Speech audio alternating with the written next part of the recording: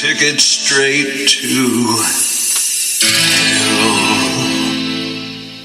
hell. That was Eric Roberts and the man from Southern Texas. You are tuned into the Whiskey and Cigarettes Show in the company of your Cabocasnova, Romy the Rodeo, and the Italian DJ. Our people, it's truly an honor and a pleasure to welcome to the show today the one, the only, Eric Roberts. Hey, Eric, how are you? And welcome to the show. I'm doing great, Nick. Thanks for having me. Well, the pleasure is certainly ours. Well, we just heard this great song of yours, The Man from Southern Texas, which I know is doing very, very well for you on both sides of the Atlantic. So when it comes to the origins of this song, how did it come about? Are there any stories behind it? Lots of stories behind it, Nick. I think like most of us, we have good times in our lives, bad times in our lives. And in my case, I had a few bad times, and I certainly had thought about going down the wrong path. And I think The Man from Southern Texas tells a story about what happens if you do go down the wrong path, and in that case, the way wrong path. And I kind of wrote that song as a warning to myself and everybody else, certainly that listens to it, that some things aren't worth the price that you pay for them. And that was the inspiration behind that song. And I think in my personal case, there's a lot of choices, bad choices I made in my own life, where probably I didn't actually make real deals with the devil, but I came awful close. And fortunately, I was able to steer clear of those. But not something I'd ever want to do again, that's for sure. Well, well said for sure. And yes, and this did give us this fantastic song. And when it comes to an upcoming EP or an album, Eric, will we be seeing that from you in the near future? Or are you going to be going on a single by single basis? I'm doing it single by single basis. And I actually have 22 songs that I'm getting ready to release, one every 2 to 3 weeks. And almost all of my music is based on almost 30 years worth of journals that I took about my own life. Basically, over the years, I've had the time now, I'm old enough that I can sit down and actually reread those. And I'm actually quite shocked that I'm still here. So a lot of those songs would be about opportunity, broken hearts, reconciliation, getting back right with myself, talking about the things that I did in my life that I absolutely should not have. And I think you'll find all of those things in my music. But more importantly, I think it's stuff that people can actually relate to. At least that's what I hear in the emails and things that I receive, because in a perfect world, we all want to be good people, but sometimes we aren't, and we hurt others or we make bad choices. And I sing about how it affected me, and again, I think it relates to a lot of other people. So I think that's really what you want in a perfect song. I 100% agree, which is a great segue into my next question, because do you think that honesty in songwriting has limits, or should nothing be off limits? I don't think anything should be off limits, but I also firmly believe that a lot of good songwriting starts with being able to be true to yourself and the reality of where you're from. I mean, I grew up as a farm boy in Indiana. My family's had the same farm for the last 200 years. And then, I ended up working in factories and blue collar, 12 hours a day, 7 days a week. Eventually went to college, worked my way up through that, ended up with a family and a horrific divorce that nearly killed me. After 23 years of marriage, it just came and went. And then I went through my phase of extreme drinking and trying to get my life right again. And I played the gamut from beginning to end. And I believe that, that's the reality of the world people live in. And I write about it. And I'm very honest about everything that I have to say about it. Sometimes it's pleasant, sometimes it's not. But it is what it is. Well, it's very true, because as sometimes they say, life can't always be beautiful, though we wish it could be. But absolutely. And what first pulled you towards songwriting instead of just listening to music? So, interestingly enough, for 30 years, I've played in cover bands. That's all I've ever done. Soul bands, rock bands, alternative bands, any band that would have me. I've always been an okay musician, pretty good singer, for the stuff that I do. But it was actually my wife that I just married 1.5 years ago. She saw the big stacks of the journals she read. She saw some of the music that I had written over the years. And she's like, could you sing me one of your original songs? And I did. She's like, you really need to try publishing this and let's see what happens with it. And that's exactly what I did. So I shoot out, Knowing You Should Stay, I think was the first one that I published that was country. And then, of course, back then, and then The Man from Southern Texas, which was a big surprise. I didn't expect that to hit, and it just sort of did. I mean, I've gotten tons of positive feedback on that song, and it's a great song, but at the end of the day, it's all in the listener who makes that decision, not me. It's very true. I mean, we never really know what is going to be a hit unless it's the people that make it so. So Absolutely. It can sometimes be surprising what does become a hit and what doesn't. And Pip, can you remember a moment when music changed the way you understood yourself? Oh, absolutely. When I got older.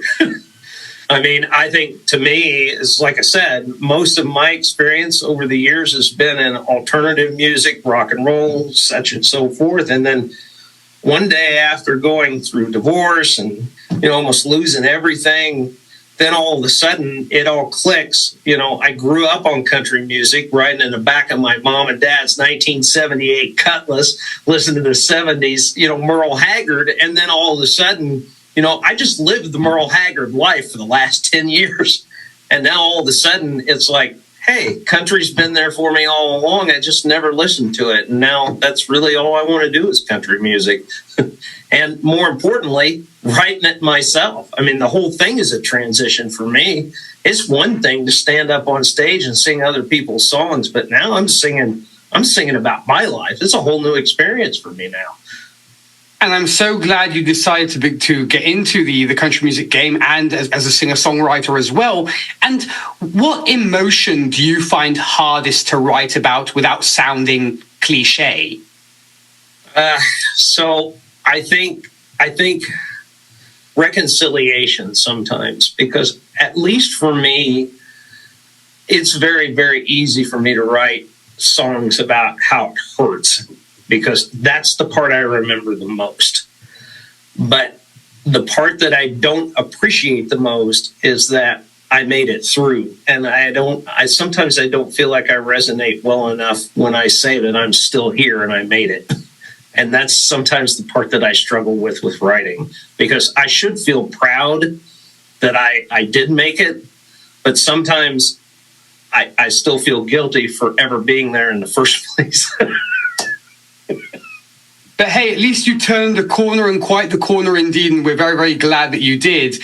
And do you write more to understand yourself or to be understood by others?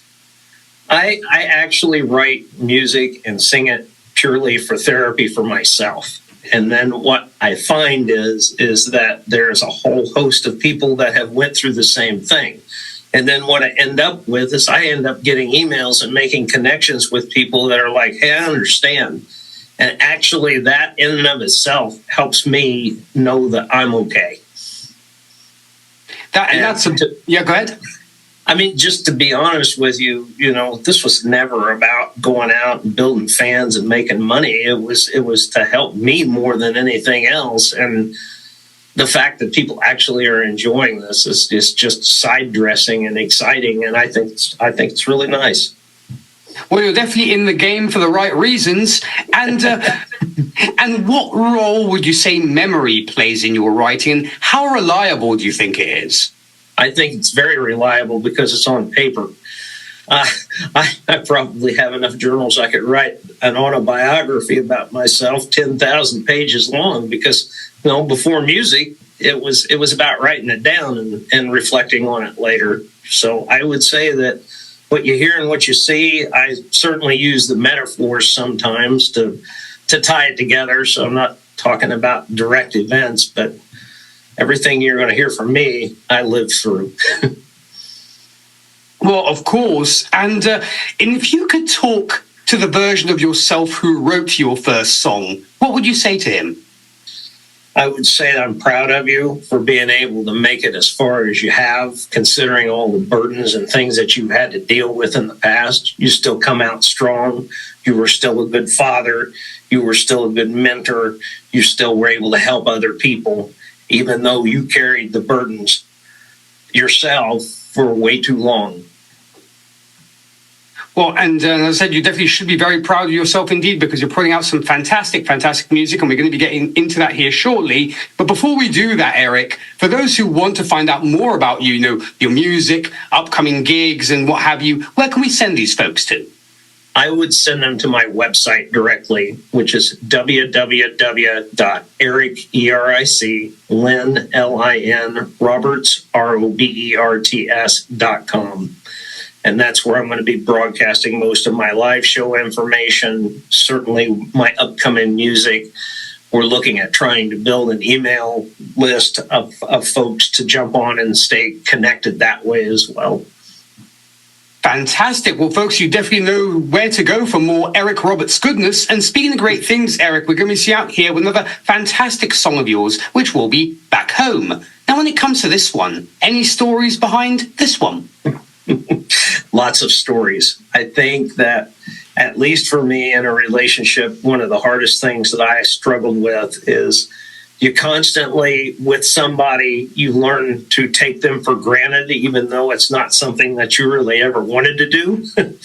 But then as you start to take somebody for granted, it's very common to say things that you didn't mean in haste or when you're in a hurry, and then it hurts feelings, and then eventually it chips away at the foundation of a relationship. And it's really a song to get people to come back together and start talking and forgiving and try to save and salvage what's left of something good. And that's a great message indeed. We're going into this great one. This will be Eric Roberts and Back Home. Eric, I want to once again thank you so much for your time. I truly appreciated it. And of course, I want to wish you continued success with your career and all the very best for 2026.